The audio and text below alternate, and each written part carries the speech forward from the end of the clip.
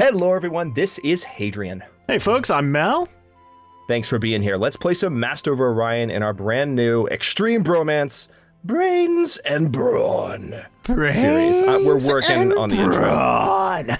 Maybe we're just gonna like start all out singing it like 80s hairband metal singers by the end of it. I'm fine with that. Matter of fact, no one will be watching. Matter of fact, in the comments, no, I think they would, and I think in the comments they should tell us if they want us to sing it.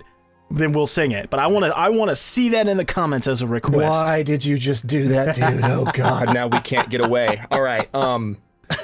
Where are you? We just started this game. Oh, okay. All right. Well, first off, if you didn't watch episode 0 and you're interested about the game settings and if you're new to Master of Orion, which I imagine a lot of you are, we explain our philosophy of how we choose to play Master of Orion in multiplayer and all that good stuff in episode 0. That'll be linked in the description below this video.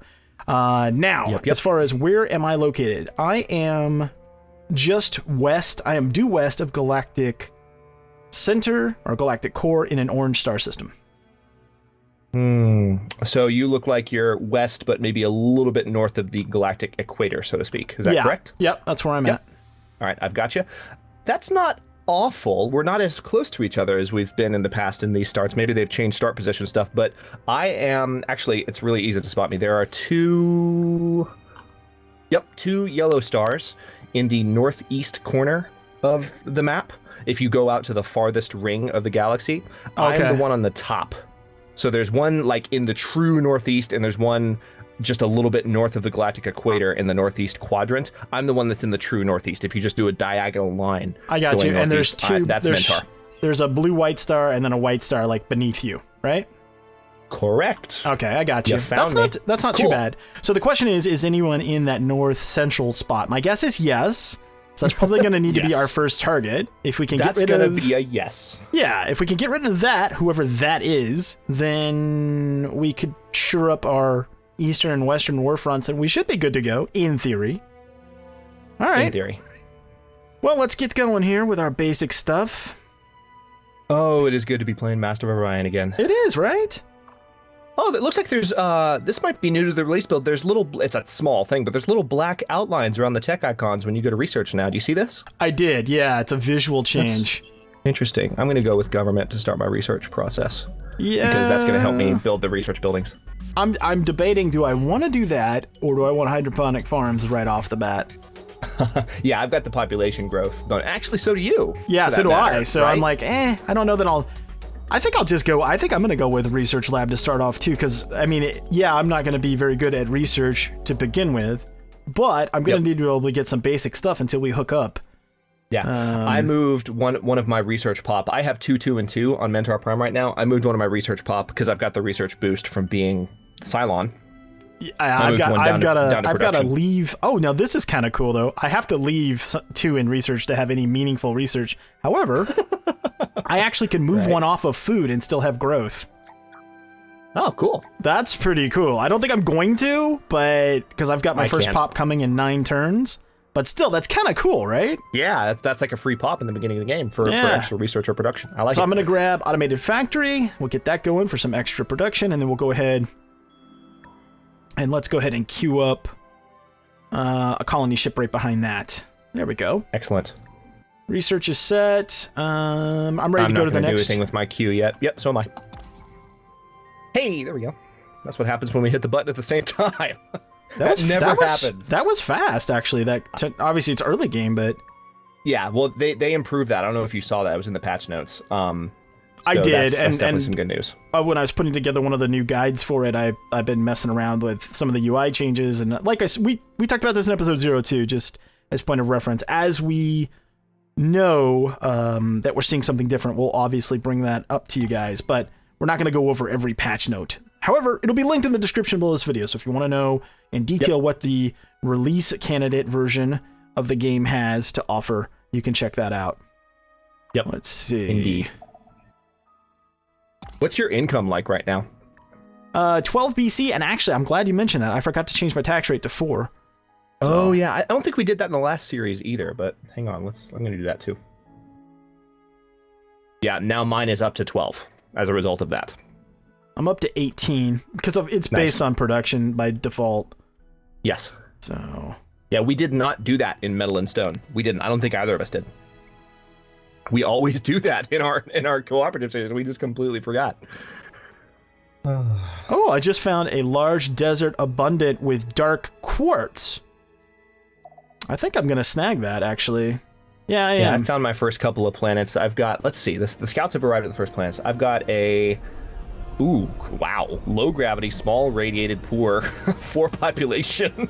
That's the one, wow, man. That's the one. Yeah, that's the one I'm going to right now. And then the other one is not much better. It's normal gravity, medium, 5 pop, toxic, but rich. So that could be not necessarily my first colony, but one of the first. Watch the turn timer, by the way.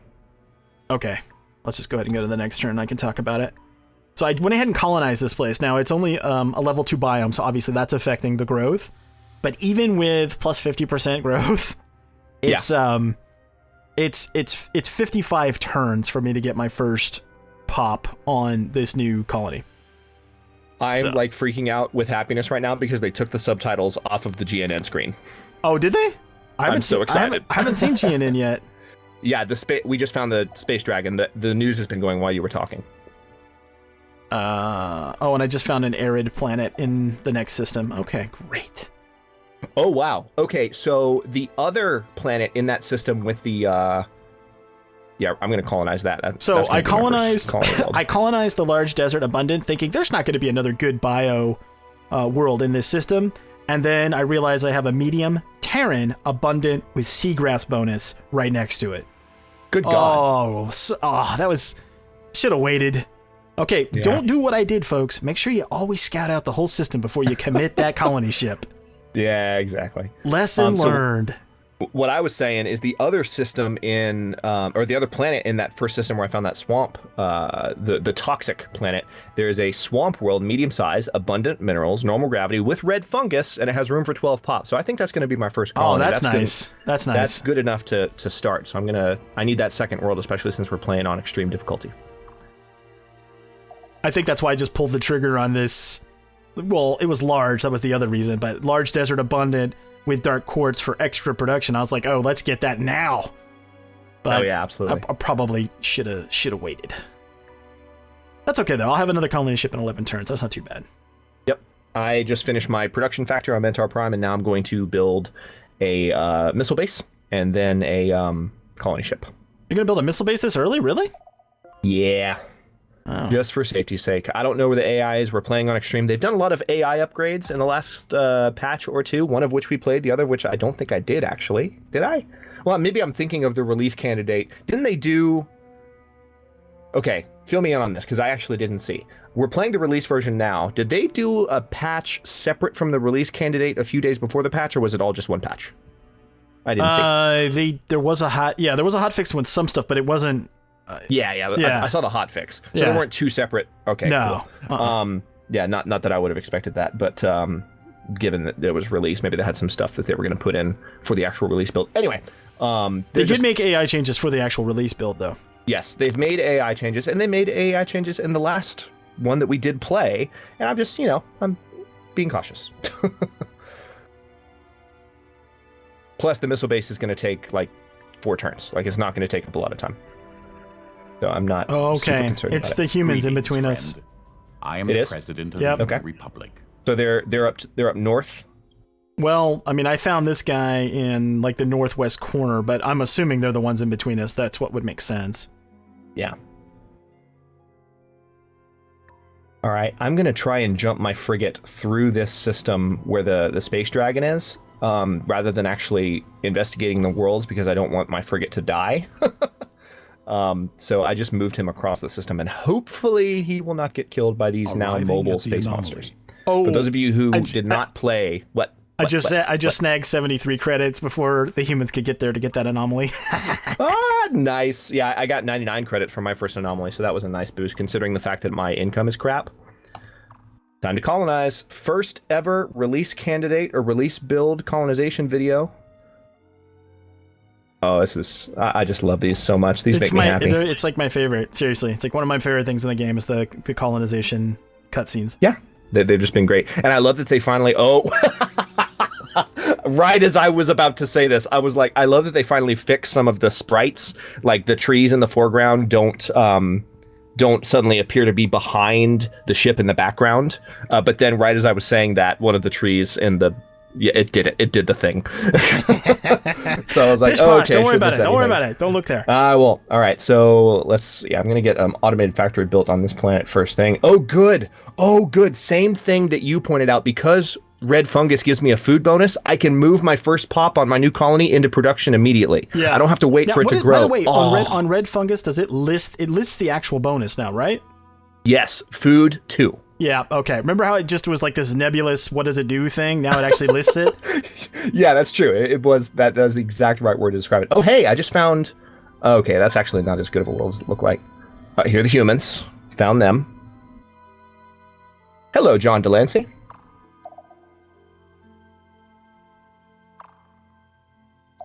So, yeah, if you're not familiar with Master of Orion's voice cast, they've got a killer sci-fi voice cast. John Delancey is voicing the human president here, and that is, of course, you might have recognized him if you're a Star Trek fan. That's the voice of Q from Star Trek The Next Generation, Star Trek Deep Space Nine, Star Trek Voyager.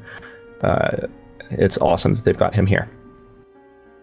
They did put together, I mean, there's obviously going to be things that people both like and dislike about this version of Master of Orion, but I think unless you're just trying to be a jerk, you really can't complain about the voice talent. Like, yeah, you can make criticisms like something didn't get into the game that you wanted. Maybe, and even I have some of those. I was about to say you've got a few of those. Be careful. I do. You're treading. You are treading. Ship veterancy, colony leaders. Okay, good. You got it within the first 15 minutes. I was counting on you to bring that up. You knew I would. But you can't complain about the voice cast. The voice cast is awesome. No, and we will. I'm going to try my best not to actually spoil the other ones for those of you who are new to Master of Orion, who might even be watching this series as a way to judge whether or not you want to buy the game. Don't look it up as we meet other races if it's played by a significant voice actor. Actually, there's another one that I should mention, given that I'm playing as the Psilon, which I will in a moment. So is it bad then, Hadrian, that in the description of all of my Master of Orion videos, I actually have the voice cast listed? Don't read the description of Mal's videos. Whatever you do, it will ruin everything, and you will not be able to enjoy this series because you know the voice cast. Do what you want, people. But the point is, we'll talk about them as they come up. Ooh, okay. 2 jumps away from my system on the other side of that space dragon. I actually have a small Terran abundant 10 pop normal gravity world with gold. And gold is really, really good for me to have in extra quantities because of my credit penalty. Well, and not just your credit penalty. And I when we were talking about how we were going to put these custom races together, we talked about this a little bit. But one of the big changes that did happen with the release version of the game were, I think the best way to say it is massive changes to the cost of the maintenance of a building. So anytime you build something, there's a cost in terms of credits to maintain it. A lot of those changed in the release version of the game. And I quite frankly, and I'll say the exact same thing as I said directly to the devs, I think too much. I think it was too much. And the reason I say that is because once we get to the mid game, as you well know, Hadrian, we're going to have to spend a lot of our money to upgrade our fleets that we have at the time. I mean, and it's extremely expensive to upgrade your ships. And now we're going to be burdened with additional maintenance. So it'll be very interesting to see how you doing that, having the additional credit deficit. It'll be interesting to see how that plays into the mid game. I'm very interested to know. Yeah, absolutely. So I was kind of glad that you took that just so we could do the experiment. Yes, I'm happy to experiment. It'll be fun to watch. I found a 10 pop small Terran rich normal gravity world in the Shen system. Unfortunately, that is I don't know. I might actually go for that next because it's not immediately neighboring the humans yet, and it'll help me establish maybe a bit of a front line against them before I colonize right next to them and piss them off. So if I can get lucky enough, it's 2 jumps from my home system. If I am 6 turns away from a colony ship. I think I'm going to go for that, dude. I just encountered the Martian Pride. To GNN. Excellent. Holy crap, I am finding some nice planets, man. I just found an ocean ultra rich normal gravity with gems with 9 pop world. 2 jumps. I'd go to war over that if I had to. That's outstanding. And it looks like it might actually be in a fairly safe I might have a bit of a corner going on in the northeast over here. Well, it's funny you should mention that, because I actually have essentially a straight line. So to my eastern front, there's a yellow star system just to the east of Galactic Core. If I go there... With no other entrances? Well, yeah, it's got one space lane that leads to me, but that could obviously seal off my eastern edge. And then the system that it goes from can actually seal off my western edge, and then I have two systems behind that, like in a straight line. So I can actually seal myself off in like an L, basically. So what we're saying right now in non-Master of Orion jargon speak is that we might actually, let's not jinx it, but we might actually have a good start. We might actually have a decent beginning here, which is happiness in a box. Wow. Now this is pretty rare. I just found a huge, so a 5 size planet, huge ocean abundant. Oh my god. Yeah, that's nice. That's really nice. Okay, I'm in favor of this. Let's see. Okay, so you were right, by the way. The turns are going by really quickly. Let's see. I'm gonna grab. I guess hydroponic farms next. Oh man, yeah. This early research, because I don't have the benefit of my buddy yet, is just painful. Yeah, I just spent some money, just 190 gold, to buy the rest of my production on my automated factory. So I just skipped 6 turns. I'm going to have a factory on my first colony. Yeah, I just did the same thing. I'm like, I got to have this. This has got to happen. Yep. I've got enough money. I mean, thankfully. I mean, you would think with a credit penalty, I might be hurting for money. Now that I've said that, I'm going to be screwed for the rest of the game. But, okay, so that's done. If I move this guy back up to food to where the population grows faster. Yeah, let's go ahead and do the research lab. So now the colony will grow a little bit faster. I still have production going. I moved that pop back up. Oh, cool, I got a new scout. I visited an anomaly and got some more credits as well. Yeah, that's nice. Yeah, I got 65 credits. I basically explored 2 anomalies at once just now. All right, so I am, found a medium swamp abundant world, 12 pop, normal gravity. Still looking around a little bit. Oh, hey. Rich Terran normal gravity. Oh my good lord. I mean, I've got access to some, if I'm smart with colony ships, if I pump out colony ships and try and lock down these systems before there's competition for them, as long as I don't go too crazy and I'm careful, this is looking good. I don't even necessarily have to worry about colonizing that one, about forward settling the humans like I was talking about. I don't necessarily have to worry about that in the Shen system. I just found Orion, which, by the way, now that is something that's very different in the release build. He is significantly weaker than he used to be. Really? Yeah, instead of you're basically, say, 65-70% through the tech tree, and that would be when you would generally be strong enough to have a fleet with the right weapons to take him out. I would say, and I haven't done it yet, but I'm just estimating based on how much I've played the game, that you probably could do it mid-game, like 45-50% way through the tech tree. He's got 691 offense, and he's got 1,300 defense, so he's a lot weaker than he used to be. Yeah. Interesting. It's going to give me 1 extra turn on my colony ship, but I just moved one of my new population on Mentor Prime back up to food production, so the colony will grow a little faster. I just think that's going to be important. All right, I am really liking this so far. I'm going to try not to get too excited here on episode 1 so that we don't have a terrible episode 2 and put everyone on an emotional roller coaster, but holy crap. Yeah, I'm feeling pretty good about the start so far. I don't want to jinx us, though. I've said that before, and then, we're doing great, and then somebody comes and, smashes our face. Yeah, I know, right? That's literally what they do. They just take a giant galactic boot and put it into our cheek. There isn't anyone... There's no one in the south...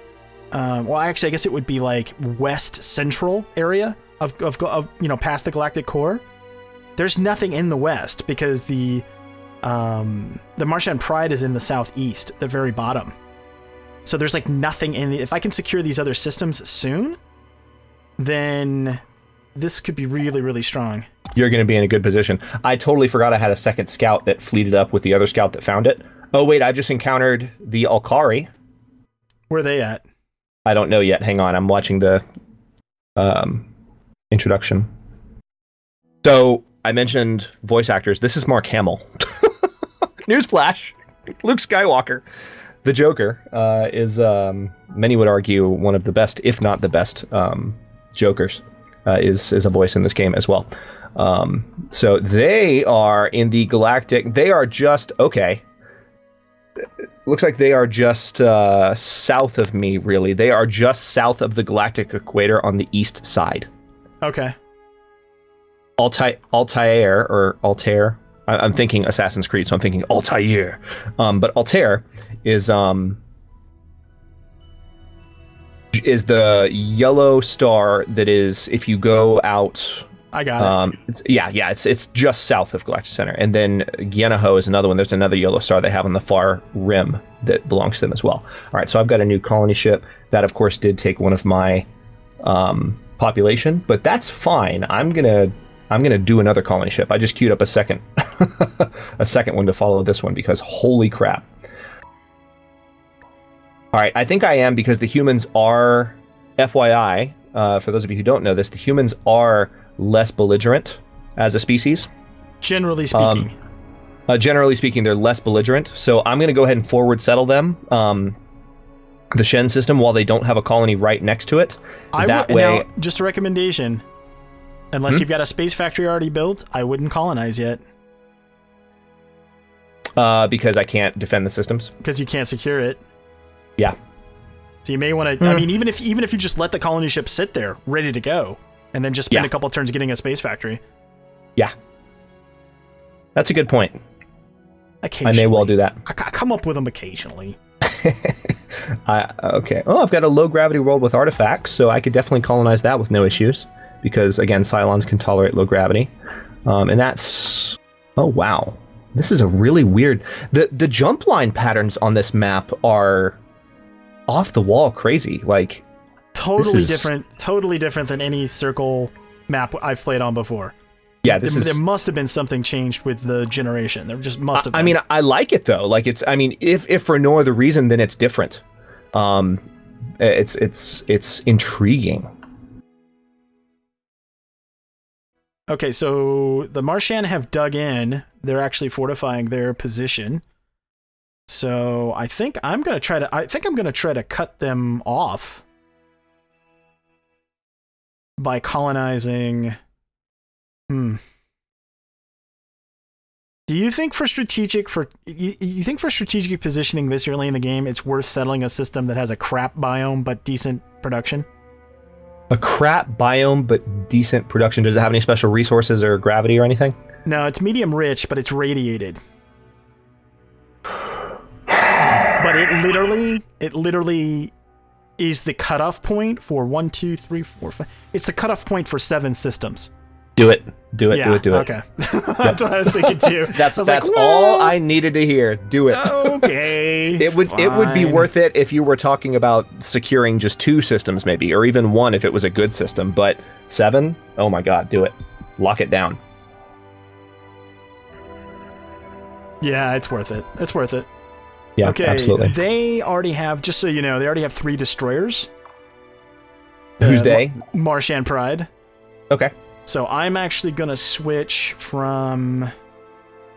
Well, I'll get this next colony ship, I guess, and then I'm going to start building frigates. Matter of fact, I think I'll just start with a 5-pack right off the bat, since I can't build destroyers yet.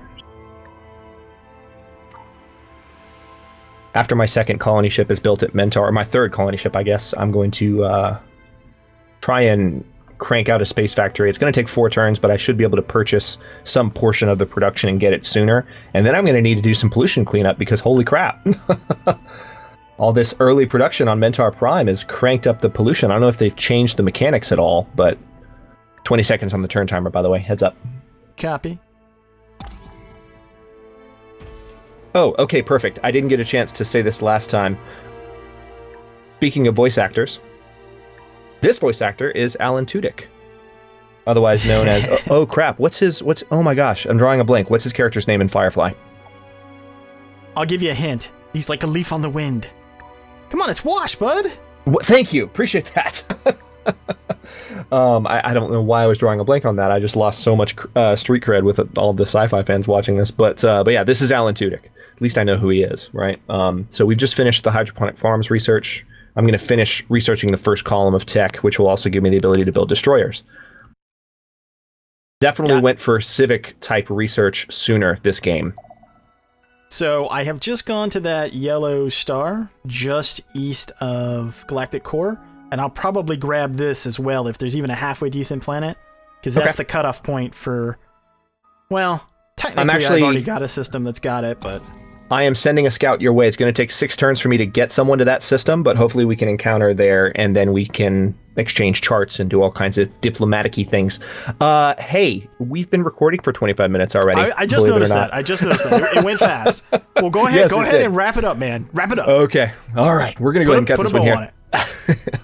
I'm trying. Thanks very much for watching, folks. If you enjoyed, don't forget Mal and I both have a series going, so you can see this campaign from both sides. And don't forget to like the videos and subscribe if you're not already to follow along. We're uploading new episodes in Brains and Brawn. I didn't do that right at all. Hang on. Brains and Brawn on both channels every day at 9 a.m. Eastern Daylight Time, which is GMT -4 for those of you not in the States. And comments are always welcome. Let us know what you think.